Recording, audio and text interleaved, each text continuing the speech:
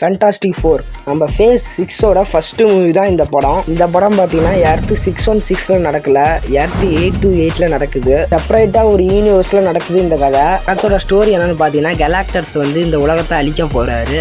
அதனால எப்படி ஃபேண்டாஸ்டிக் 4 இந்த உலகத்தை காப்பாற்றினாங்களா இல்லையான்னு தான் இந்த படத்தோட ஸ்டோரி. நெக்ஸ்ட் இந்த படத்தோட விஎஃப்எக்ஸ் பார்த்தீங்கன்னா நல்லாவே பண்ணியிருந்தாங்க.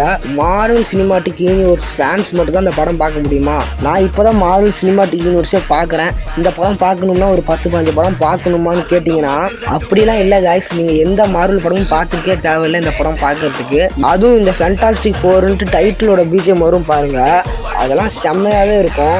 உங்க வாயை தூக்கி என் காதில் வைங்களேன், காதில் வைங்க.